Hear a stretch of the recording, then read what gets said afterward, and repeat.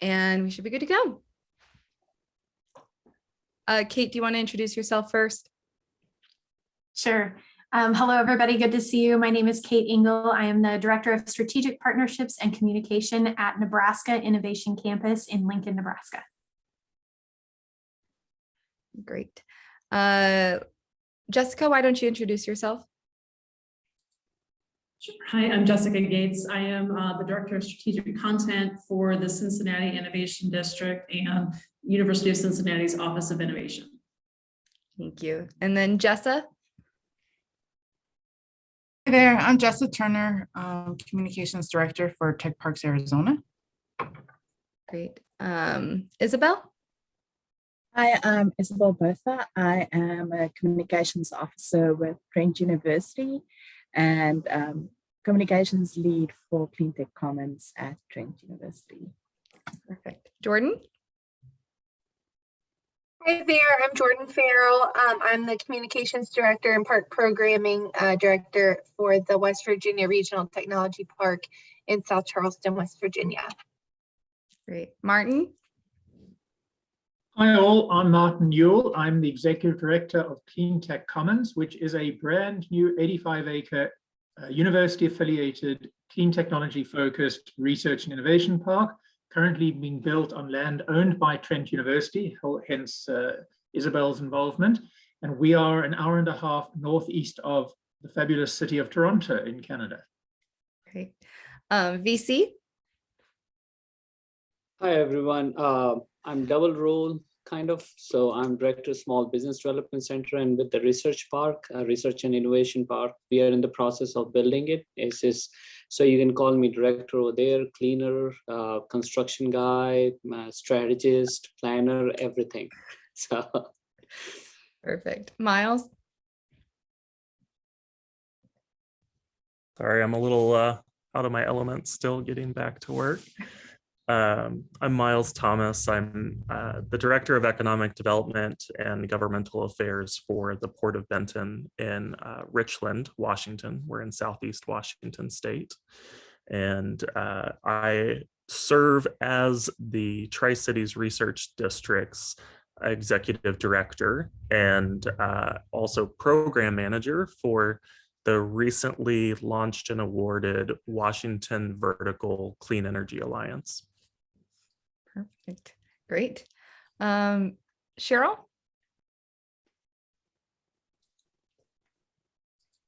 Cheryl Kaplinger. I am the Executive Director for Strategic Partnerships at Dixie State University. And as of July 1, we will be Utah Tech. Great. Stephen? Hey, yeah, I've actually a past executive level physician with Department of Veterans Affairs, Endocrinology, and Internal Medicine Geriatrics. For the past couple of years, I've been Executive Director for the National Diabetes and Obesity Research Institute and the Tradition Medical Campus in North Biloxi, Mississippi. Right now, we have 3 tenants, 2 nursing schools, a pharmacy school, and a state veterans home that's being built right now. We just had an overture from the next tenant, which is likely a dyslexia clinician training program. But all that said, it's very, very early days, so we appreciate the advice and support from AURP. Great. Thank you, Stephen. Laura? Hello, I'm Laura Blau with the University of Illinois Research Park. We are located in the cornfields, home right now to Snowmageddon or Snowcapocalypse, or I don't know, the storm of the century, which is supposedly about to hit us, which I've been making fun of mercilessly on social media, all the hysteria around it. It's like, yeah, it's going to be a big storm, people. Like, I don't know. I grew up in the Chicago area, and I don't know. This is ridiculous. It's winter. Great. So that's what's happening in my neck of the woods. And I'm a little distracted right now because we're just dealing with all the facilities impact and all that stuff of lots of hysterical people. So appreciate being here and connecting with you all. Sorry, the landscapers just came right now. My bad. Brian and Vicki, can you introduce yourselves as well? Sure. Brian Darmody, CEO of AURP, coming from our Washington, D.C. area office in Maryland. And I thank you all for joining. We got some new faces here. It's great to see some new members and new folks that we'll see in Arizona. I'm sure Laura especially will enjoy the weather in Arizona. Right. Hi, I'm Vicki Palmer. I'm Director of Operations and Events. And I was just going to say, we have hysteria going on in Tucson because it's going to be like a high of 57 later this week. And so it's going crazy in Tucson. So sorry, Laura. But I was going to say thank you so much to our P2P leaders this week. We have Jessica and we have Kate and Jessa. And I just wanted to say, really appreciated everybody's input on the last call we had in January, just to kind of kick off the year, because on March 1st, I had to remind myself, we're going to talk about tips and strategies to recruit new park tenants. And then on April 5th, establishing and managing an internship program, and Laura Bly will be leading that. So if there's other topics that you may want to share, strategies that are going on in your park, or if there's something that you have a question that you just really want to brainstorm on with this group, please share that and we'll add that on to the list for further groups in further months. So thank you all for being here today. Great. Thank you, Vicki. Kate, you want to take it away? Sure. Well, thank you so much. I'm excited to talk a little bit about Nebraska Innovation Campus. Obviously, the whole theme of today is kind of the brand and where you started. And I'm sure you're going to hear 3 very different stories, which I think is part of the value of this, that we all started somewhere different and got to where we are, probably taking a very different path. But I'm going to share my screen. I just have a couple of slides to share with you. We got this to work earlier, Diana, so now will it work this time? Do you see the slides? Perfect. So Nebraska Innovation Campus sort of came to be in 2011. That's when Dan Duncan and I were hired to start this project. They'd actually been working on the concept of the campus for a couple of years before that. And so the first logo that I have up here, what we kind of call NIC Round 1, was sort of an inherited logo. The university created this to represent Innovation Campus, and it was a temporary logo, had the possibility of being our official logo. But as we came on board and kind of dug into it, it didn't really fit or represent the campus that we were creating. So this was sort of round 1, gives that idea. I had a lot of people say that it looked like the push button, the start button on your computer. And so you saw the eye, you saw the Innovation Campus, but it was what it was. So we had a discussion with our board about, is this the brand we want to continue to create and represent, or did we want to look at some other options, and how would we go about that? So for us, our next steps were really to put out a marketing RFP and to connect with local marketing agencies and say, please help us. We're very new. At that time, we didn't have buildings completed. And so we were building this idea of Innovation Campus off of a PowerPoint from a developer and from people that had put perspective into what this campus could be. So we put out an RFP with a scope of work of 2 phases. The first being strategic development. And so part of that requirement was whoever was selected to be the marketing firm, they would have to hold quite a few stakeholder meetings and really hear from faculty, students, staff, and the general community what they expected Innovation Campus to be. The second part of that being they would create an identity standard and a brand mark that would represent that.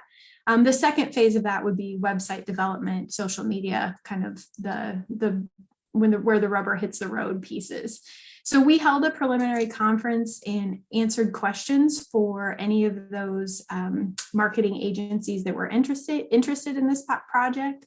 Ultimately, we selected Arch Rival, which is a creative agency here in Lincoln. They do a lot with youth marketing, and at that time they were really focused on millennials.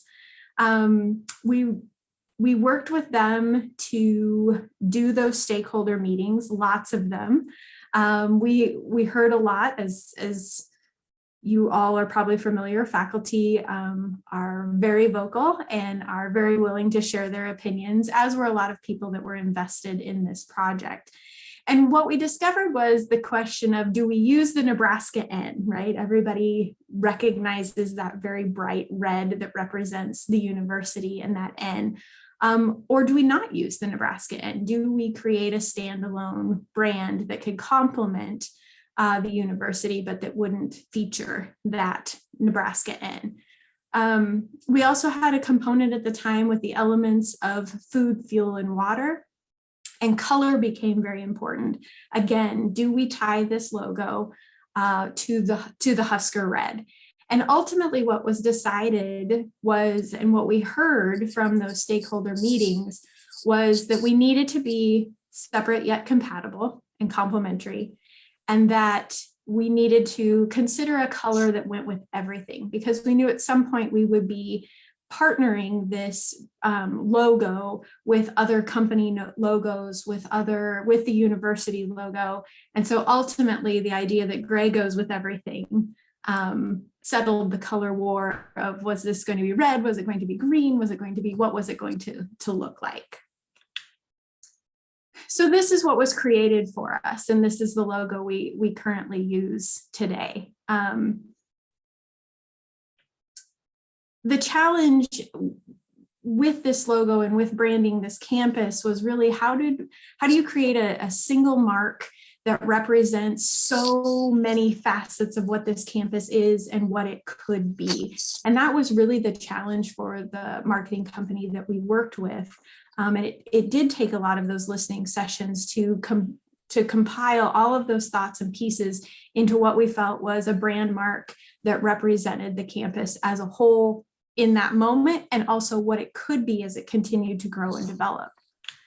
So when you look at our brand mark, it's really rooted in the idea of a globe and the idea of connectedness. That was really important to us from the beginning. You also see this idea of three pieces of food, fuel, and water. You might see a water droplet in there. You can see the idea of fuel. We do not only focus on food, fuel, and water. We've moved away from just those niche pieces, but still the logo represents the campus. And again, that was really important to us. So ultimately, this looks like some sort of plant.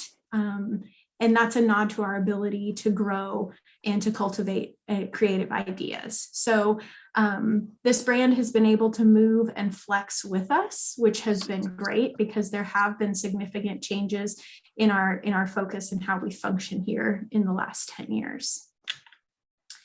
Pairing the logo, as I mentioned earlier, that was going to be really important. So these are just a few examples of how the mark or the logo gets paired with other things.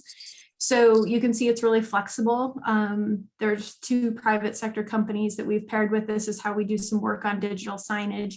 Obviously, it looks nice with a university logo as well, and is often paired together. So that was an important part of the creation of this logo.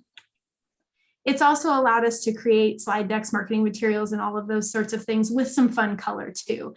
We do have 3 auxiliary colors in a blue, an orange, and a green. We tend to use the blue and the green the most, but slide decks, kind of the idea of what we are, but then also a couple of examples of some marketing pieces that you can see the color comes into play. We've also partnered this logo with our developer logo on a booklet, but it has been a really user-friendly logo, and we've been really grateful for that.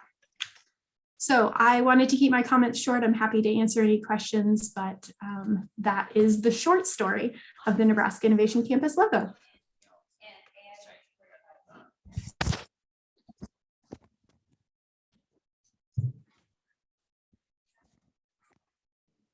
I have a question. Yes. I wondered, so what was the feedback regarding using the Nebraska N? You said you surveyed and you ultimately decided not to, but it just, that people are probably really divided on that and strong feelings. Yes, there were definitely some strong feelings one way or the other on that. And what it came down to was what was the campus's role. We are a standalone 501c3. And so part of the argument of using the N was obviously the direct connection to the university. And part of the argument for not using the N was the direct connection to the university. So we heard from some people that, putting that N right in the center of the logo, because I do have a version of that hidden somewhere, may deter some people from being part of the campus, or they might self-select out saying like, ooh, there's a strong university tie. Is that a lot of red tape? Or I'm not connected to the university. I don't fit there. And so that was the ultimate decision, was looking at that we obviously are affiliated with the university, but a standalone campus that needed a standalone brand that would represent what we're doing here, but could also complement the work of the university. But yes, people had very, very strong thoughts one way or the other. Do you still work with Arts Rival, or was that really just for the branding, the original branding? No, so they also generated the brand for the hotel. We've worked with them on several other kind of one-off projects as well. So they do a lot of creative work. If we have an idea or have questions about something to engage visitors in a hallway or in a space, we might bring them on board as well to work through that process. Right.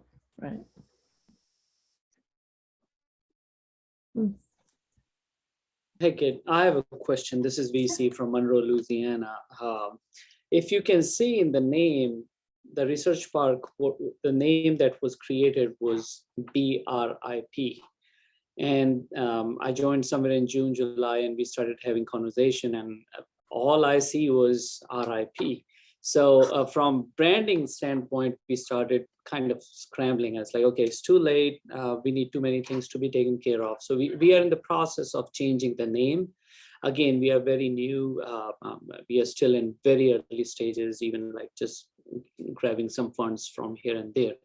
So we went ahead and registered our name or kind of trademarks, those things, and did the application at our own. Do you suggest that? Or definitely after doing the application, I realized I think we should have hired some third party to do the job. So any thoughts on that? Because before we want to even do the groundbreaking, we want to build a brand. We want to do things right rather than after 2 years or 3 years, we go and rebrand everything and resurface everything. So there's a great team that's helping us out from campus, and they're suggesting, but what was your experience? Like, what do you suggest if you look at us? Sure, I can just speak from our experience. We did move away from the university communication department branding the campus, just because of the scope of the work that needed to be done. So that's why we did go with an external firm. Also for us, I think that created somebody to come in and look at the campus and look at what we were trying to do from a 30,000 foot view, instead of being embedded in it in the moment and part of it from the ground up. So they were really able to see things that, with us heads down, trying to, get the paperwork done, figuring out all the things, they were able to kind of step back and say, this is what we see. This is what we see as the potential. And I think that really helped us think about the campus from a bigger perspective. Another thing you'll see in our name is that we are not Lincoln Innovation Campus, even though we are located in Lincoln, Nebraska. We're obviously closely affiliated with the University of Nebraska-Lincoln, but it was important for us to think about this as a statewide initiative. And so that's why you see Nebraska Innovation Campus. So we are not just a Lincoln entity. We work statewide, and it was important for the people of the state to understand that through our name. Also, we would have been LIC if we would have been Lincoln Innovation Campus, right? Good. It's unfortunate. So at least we're Nick. That's and that has a lot of people say like, oh, I'm going to Nick, and they mean Nebraska Innovation Campus. So the shortened letters, at least for us and in the world of acronyms that many of us live in, acronyms are important.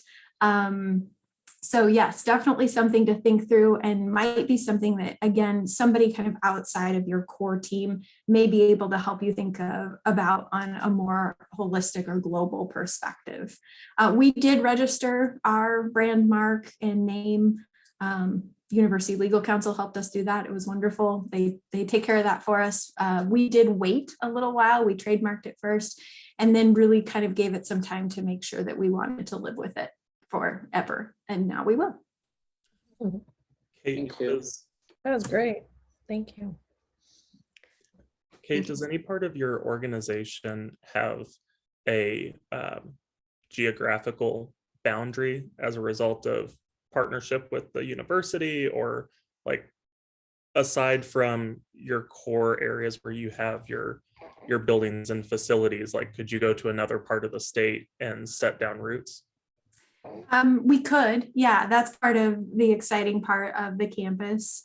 Yes, we maybe someday there will be a Nebraska Innovation Campus component or piece in Scottsbluff in the western part of the state. We have the ability to expand and to be part of the state in many different ways. It could be through our makerspace system. It could look really different for a lot of areas, but that is a possibility. We're not Lincoln bound. That's so I mean, we're regionally bound by our name, which is fine, because that is really our scope. We're the Tri-Cities Research District.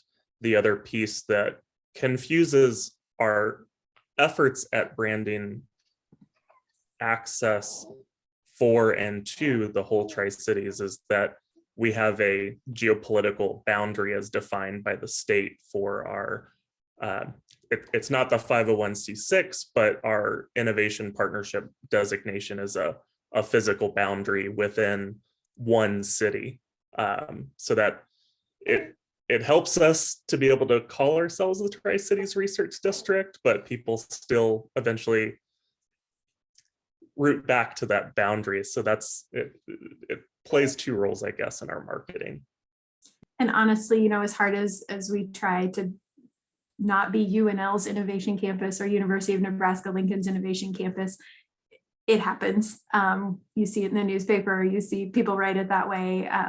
So we try to remind everybody that this is a statewide initiative. We're supported partially by some of our facilities received money from the legislature. Like, we truly are a statewide effort located in Lincoln. Thank you. Well, I will turn it over. I'm not sure Jessica or Jessa who wants to jump in next, but thank you guys so much for being part of this as well. Sure, I can go next if that's okay with everyone. I also have a couple of slides to share, and candidly, our story isn't too dramatically different from the one that you just heard. Let me find my screen that I want to share.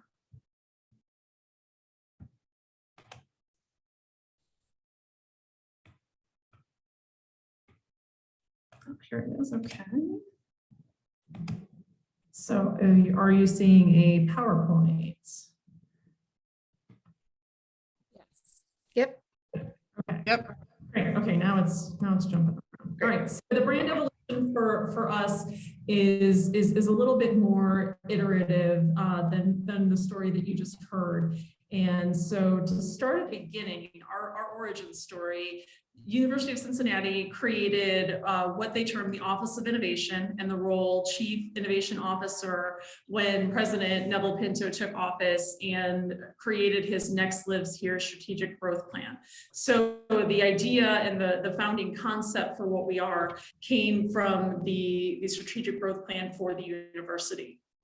And in part of that strategy, they funded the development of a building called the 1819 Innovation Hub here in Cincinnati, which is, it's about a half a mile off campus. It's not in the heart of the campus, but it's very, very close proximity. It's also co-located with several major medical centers, the Cincinnati Children's Hospital, as well as the UC Health main campus hospital and Good Samaritan. So we're in this hub of research activity. And that became the founding concept for the Innovation District. The Innovation District officially launched in March of 2020 when we received some funding and support from the state of Ohio. So we were the first innovation district concept to come forward for the state of Ohio, and we have subsequently been followed on by additional innovation districts in Columbus and Cleveland. So our story is a little bit different in that there are multiple innovation districts happening in the state of Ohio, and the way that we've sort of differentiated or made determinations about who goes where is really based in the strategic course. So we are digital transformation and healthcare oriented, where the other campuses have a different focus.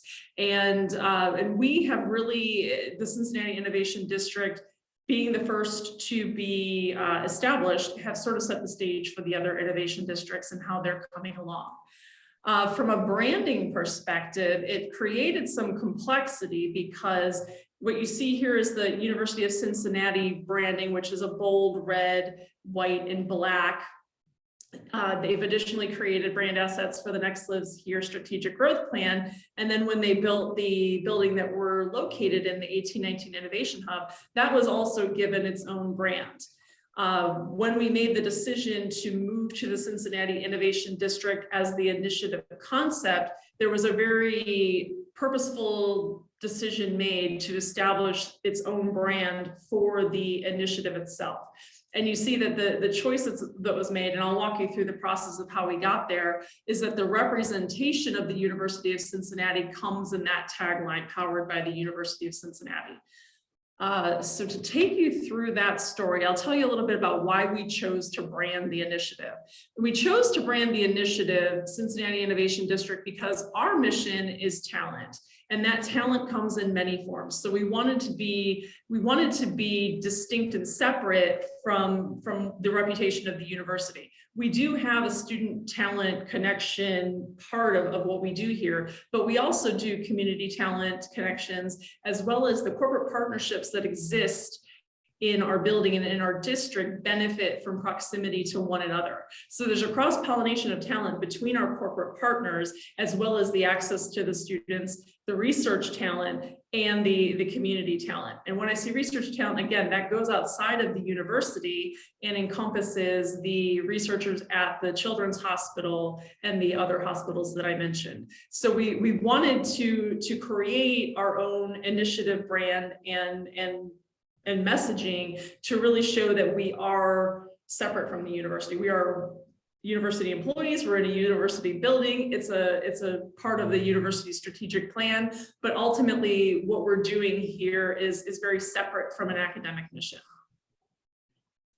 So as part of that, we determined that we needed our own positioning statement, and we wanted to, again, build our positioning around the true heart and soul of the mission that we are imparting going forward. So we're a purpose-built innovation district, and here you'll see some of the parts, the components of our brand attributes that came forth, and I'll take you through the process of how we got there on the next slide.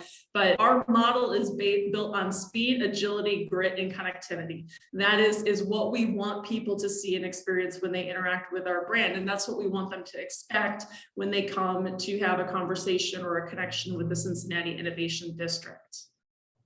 So how we got there is it's a very similar story to Kate's, in that we early on brought in a marketing and brand agency. We went with SME. SME did a number of stakeholder interviews, both with stakeholders in the university as well as at the point that we started the branding initiative, we had 14 corporate partners that were already involved with the initiative and co-located in the 1819 Innovation Hub. So their voices in the creation of our messaging and positioning was very important, because they were their testimonials for why they're here are core to our mission as well. So we wanted those voices brought into it. We made a very purposeful choice to create our own mark and to create colors that were visually very distinct from the universities, which is why we went with the bright yellow. Our philosophy was a little bit different than Nebraska's in that we didn't want to be complementary. We wanted to truly stand alone. So when we do represent ourselves with the university, if we co-brand events, it's done with a lockup with a pipe with the two separate logos. But for the most part, the brand assets and the attributes look and feel very different, and that was an intentional decision by leadership. And when I say leadership, I mean not only our leadership, but the leadership of the university. We also have photo and video treatments. We created a standalone website that exists outside of the .edu world for the university, and separate social media accounts. So we have completely created a separation from the university with that sort of underpinning of powered by the University of Cincinnati. And that's all I had in my presentation. Any questions for me? Jessica, Brian Darmody. So your innovation district, your campus is in the innovation district, part of a broader one, and then you have the three cities. You have Cleveland, Cincinnati, and I know Jobs Ohio, helped connect all of that, and your governor has given money to all of the three innovation districts. Did that create any? Did Jobs Ohio want like a similar graphic for all the innovation districts, or has that been a topic, and how have you handled all of that? So we've been given autonomy over that decision, and I know that we have not been asked by Jobs Ohio to be connected in any way from a brand perspective to the other innovation districts.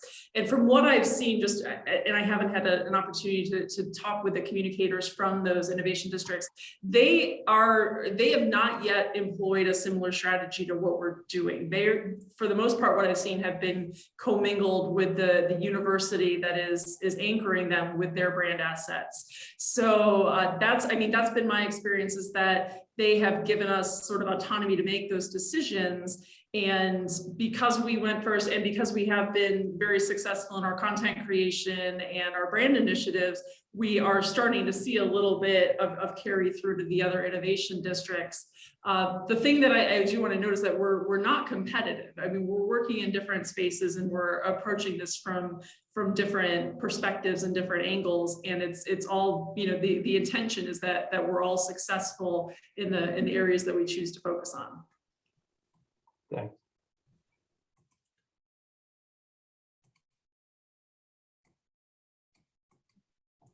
Any other questions? Okay. Jessica, we also had the similar, do we use the .edu, do we not use the .edu discussion when we were creating our website. And that was one piece that actually we did keep. So we have a nebraskainnovationcampus.com. It houses our virtual tour, but our full website does sit on at unl.edu. And sometimes I do wonder if that causes some confusion as to, are we a UNL only piece because of that website, and our emails are at unl.edu. So sometimes I go back and forth on where that fits into the whole strategy. Yeah, and we're still a work in progress on that, candidly. I just joined the Cincinnati Innovation District in May, and we've been going through the process of determining what should live where. So within this 1819 Innovation Hub, there are 3 different UC branded funded initiatives that are central to the benefit that our corporate partners receive being here. The information about those UC initiatives lives in the .edu, rightfully so, because they're funding and making decisions about how those initiatives will be deployed. But the determination to go to the .com website for the innovation district was really founded in the fact that we wanted to have a different type of content than what the .edu templates allowed. So we sort of broke out of the mold of how they had set up the academic unit websites, and we wanted to have a more B2B feel on what we were doing.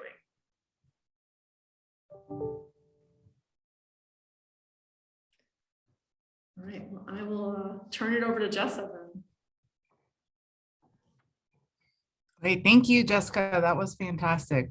This is so interesting, learning from everybody the history and the backstory of what got us to where we are today. So my story is a little different, and I have very simple slides to showcase our brand. Are you seeing my presentation now? Okay, fantastic. So in 1994, the University of Arizona had the opportunity to purchase property from IBM. They had built this wonderful facility at their site, and it was up for sale for pennies on the dollar. So the university purchased it, and it was a great opportunity.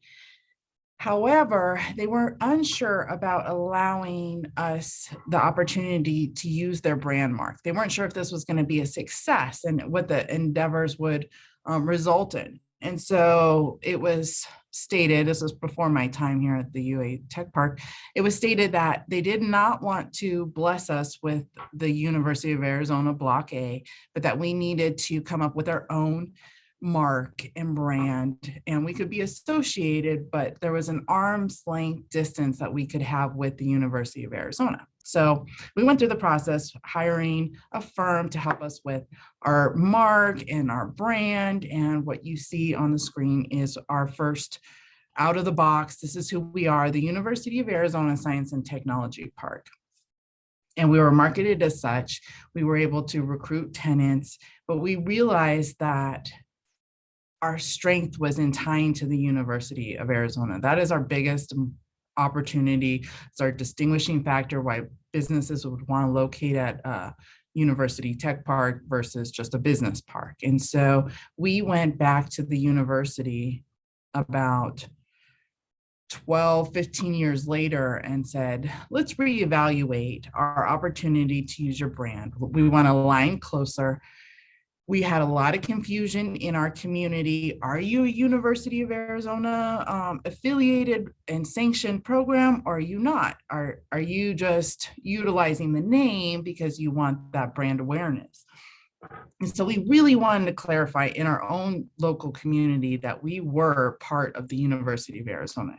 Yes, we are a 501c3 and we do not share money and funding, but we run our parks on behalf of the University of Arizona's benefit. We go and we reinvest those dollars back into business and startup programming, also tech commercialization activities, and a lot of other things that help drive innovation forward. So we are most definitely part of the University of Arizona, even though we're a 501c3. We also found that everybody shortened our name. So nobody really wanted to say the University of Arizona Science and Technology Park. And we defaulted to UASTP. And for all the acronyms and all the alphabet soup lovers, it really didn't help us with our brand when we were, when people were saying, oh yeah, I'm at UASTP, my business is at UASTP. And the search engine optimization was not that great when people would type in UASTP or it would default. You mentioned being in the newspaper and always being referenced as something. We were always referenced as the UA Tech Park because that's how the reporters were reported. That's how people who were located would report it. And what we decided was we need to embrace this and go with it instead of help clarify every time it was printed or typed out who we were. So we were afforded the opportunity to actually get the Block A. It was fantastic for us. We embraced it. We had that blessing. And then all of a sudden, the university in and of itself began to align closer with us. And that helped us when we recruited tenants to be able to partner with the College of Engineering. There was just this really nice synergy that allowed for us. We were no longer at arm's length. There was some real big clarity there that we were part of the university We had branding as such. So when people saw our logo, tenants, prospects, they knew that they had the success of a tier 1 research university behind the power of that name. So with that success, we grew and we developed our business incubator, which is our U of A Center for, it was called Arizona Center for Innovation, because we also fell into the same fault of not being able to be fully embraced by the University of Arizona. So you could use the colors, but you could not use the official University of Arizona name. So we supported both our community startups and our University of Arizona startups equally. So we had about 50-50 of different types of startups that were in our program, and companies would come to us as startups and they would want to utilize the resources of the university, or they wanted to tap into the expertise of research to be able to find answers to their question of why their product wasn't working. So there was a lot of synergy there. People wanted to connect with the University of Arizona, but if they were a university spinoff, they didn't see us as our natural business incubator to come to. So once again, we communicated with the university and we talked to them about having fully embraced the U of A Block A as part of our name and our branding, so we could be an extension of the resources that the university utilizes for startup support. Right about that time, we had an opportunity to do some land exchange with our tech park that was successful. We had already had about 20 years in the books, and we swapped land for property that was closer to the university. And we were able to develop, or have the property to develop, a second park. We wanted it to be a focused park. We thought that that would be a better way to recruit new businesses. So we decided to call it the UA Biopark. And I apologize for the blurry logo. For branders, that's like, it's almost like nails on a chalkboard to see that. But because this logo was dissolved so long ago, I could barely find it in our deep archives. So we quickly realized that to only target a niche industry for one tech park, we were not going to get the businesses we wanted. And so when we reevaluated our strategy, we determined that we wanted to be another University of Arizona tech park, strongly affiliated with the first park, but in a different location, and brand ourselves more based on the fact that they were only miles away from the University of Arizona, and there was going to be more opportunity to collaborate with researchers, and we were going to develop our technology commercialization arm at this tech park. That way there was this nice synergy and continuum of moving research from the laboratory into the marketplace here at the UA Tech Park at the Bridges. In that, we needed to have an overarching organization that would manage all these different entities. And as you grow, you're successful, but you also have to have people understand, all right, who does this and who does that? Are you all part of the same family? And I like to think of it as Coca-Cola, because you see the clear brands underneath the platform, but there's no confusion of who owns and who's responsible for that. So we tried our hand at that, and we called ourselves the Office of University Research Parks.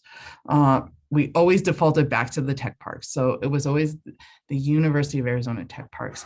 And so we fully embraced that, because we realized that our brand was stronger when we aligned with what the community would naturally associate us with. So we changed our name to University of Arizona Tech Parks. We run both parks, including our business incubator.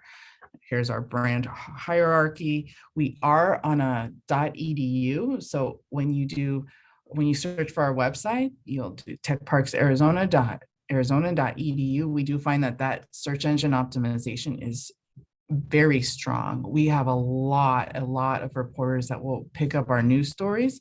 I think really because we have that .edu. We do have the .org, so we redirect everybody who's looking for you at techparks.arizona.org, and they will go there. Our email addresses are .org, but I personally have found the success in having tied to the .edu for search engine optimization purposes. With that, our brand is visuals. And so here's one example. We have recently done a brochure that highlighted, and I love to share that link in our chat box, about all our parks and all of our offerings, because when you complicate the message, then people don't know how to buy in. And so we want people to buy into whatever property is the right fit for them. They are conveniently connected right to the University of Arizona. Like I said, the tier 1 research opportunities are very, very valuable. And we have that statewide name. So it's Tech Parks Arizona. So they want to locate in Arizona. They see that, okay, Tech Parks Arizona. However, we're only in Tucson, but that's growing right now. We're looking at different opportunities to expand our footprint region-wide without encroaching on our friendly neighbors up to the north at ASU. So we always tell our message, Tech Parks Arizona, that's who we are. This is where we're located. And then we drill down into the different offerings. Do you want to be close to the university? Or are you a startup business that you're looking to get the support that you need? What can we do to offer our support and our expertise to make your business successful? And so that's our story. I think I went through it super fast, but it has definitely been a logo saga and lots of research of finding out who wants what, and we find out everybody has a different perspective. And so when you can just boil it down and get the concentrated message, that's the easiest thing for us to sell. You guys have questions? I love the head shaking because everybody knows the pain. I don't have a question, but I do want to echo something that you said, which I think is really important. I talked about how we created a .com and chose not to be on the .edu. We do have the consequences that we do have to do a search engine optimization project. So that is definitely a consideration. We now have to go back and do that work for ourselves instead of being able to gain the benefit from the university. So that's a really important point. Yes. Yeah. And I'm glad, I mean, one of the interesting things, because your park, the first park isn't right next to the campus. It's what, 20 miles away, you know, so I could see how that must have been a struggle because it wasn't clearly identified as the University of Arizona project. So I'm sure that was very important for the success of the project to make sure it was visually aligned with the university, because that's, you know, uniquely, if the park is right next to the university, it's not so much of a struggle, but that must have been a struggle early on. Exactly, it really was. And as I learned more and more about the parks through AURP, I realized that proximity is something that a lot of parks benefit from. And this just wasn't our case. And I don't know how every community is, but the further away you are, the more it's like, oh, you're in a whole nother city. But we really weren't. It just took about 25 minutes to get to campus. And so there was a big disconnect. I actually have a quick question just because at URP, we're in the Tucson area and our offices are at Tech Parks, Arizona. But I'm curious, did you notice more, did it help when they did like the sun tram and the buses and everything out there for the students to then get to the tech park? Like when they started doing, I don't know how long the sun tram was working for, but like when they were able to provide kind of transportation for students from the university to tech parks, did you notice that got a little bit better, especially with like your incubator? Yeah, so I have noticed that over time, we're not as much the best kept secret in Tucson. And I don't know if this is a dilemma that all research parks and innovation districts have, but maybe it's also our distance. But because we market to really, really recruit businesses to Tucson, that's our focus. We're not always marketing to ourselves here in the community. So the more opportunity we had to do public awareness, like shuttle service and bus service, the better off we got. So when you see buses that are going by that say UA Tech Park and, oh, they're going out to the UA Tech Park, or there's more signage, even at this huge sign we put on the side of the highway, if you've seen that, helps to increase brand awareness. So all those steps have really helped. Community events, getting more involved with the community, very valuable. Obviously, it doesn't always pay the bills, as the marketing cap what says you need to do, but it is important, that brand awareness elevation. So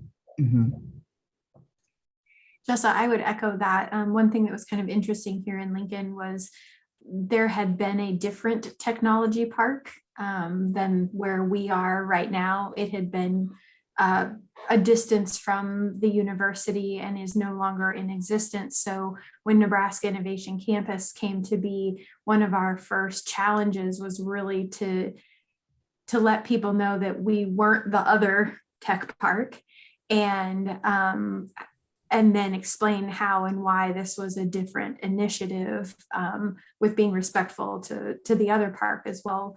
And so that was that brand awareness and getting people out here and experiencing the campus and becoming familiar with the logo. We're also at the home of the former state fairgrounds. The state fairgrounds here in Lincoln moved, and so we had a lot of people that weren't thrilled that the state fair had moved. And so helping them understand what this facility would be and how it would not only benefit Lincoln, but the state became really important, and getting them out here and understanding what was going on. That messaging became so important so that we were a positive part of the community, and not a negative as perhaps we were seeing there in the beginning. Yeah, I followed a lot of what you've shared in the past, Kate, and that public awareness is so key, and there's not a price tag you can put on it, but you can definitely feel when the perception shifts. And so I applaud, I know that you guys are making great progress, and you're a champion in the community now, as seen by at least. One benefit that we have is because our second park is closer to the university, that as signage and things started to go up, and I told them, where I work, they were like, oh, is that over at 36 and Keno, which is the one closer to the university. So now I was able to say, we actually have two parks. And so, and pull the connection of, we have one park that's been successful for 25 years. But I would imagine it would be a very difficult challenge if I had to be like, no, those are the other guys, and having to share that story. So yeah, the struggle is real sometimes. So one quick little point, because I used to handle trademarks for the University of Maryland, and people maybe don't realize you cannot trademark geographical names. So Arizona, Cincinnati, Nebraska can't be trademarked. And that's why if you know Princeton Review, you think, oh, that's involved, that's part of Princeton University. It has nothing to do with Princeton. It has, Princeton doesn't like Princeton University because they're trading off that name, but it's because the town that Princeton University is located is in Princeton.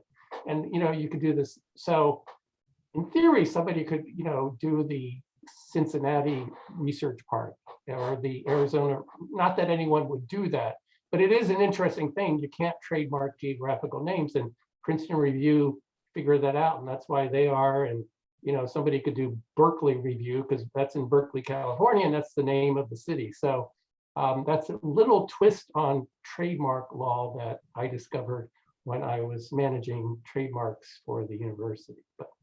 And that's why many times you go into an airport, right, and you'll see Arizona, it won't say University of Arizona, and you guys aren't earning any royalties on those t-shirts because it's just geographic, although it probably, a lot of people probably think it's a University of Arizona t-shirt, but in many cases, they're not paying royalties on those.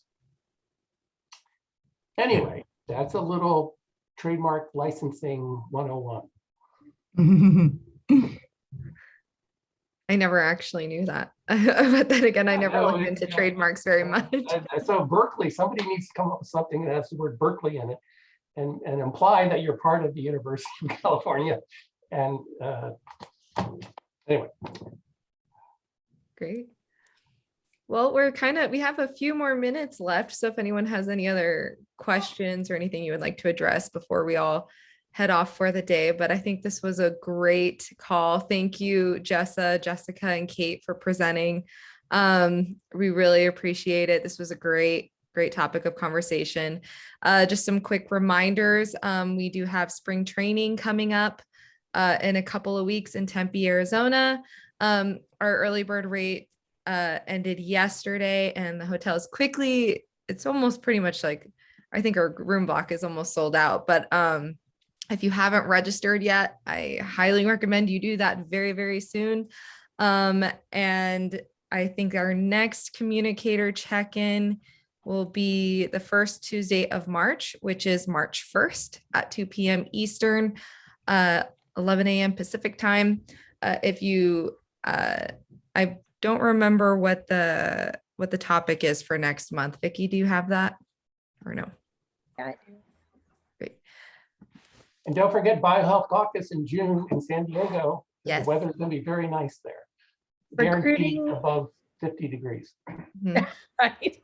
Recruiting new park tenants. Recruiting new park tenants. Great. Thank you, Vicki. Just roundtable. Unless somebody wants to lead it. If you do, please send us an email and you will be featured on the reminder email. So that goes out to everyone. But with that being said, thank you guys all again for attending this communicator check-in, and I hope you all have a great day. Bye. Thank you. Bye. Take care. Thank you. Bye.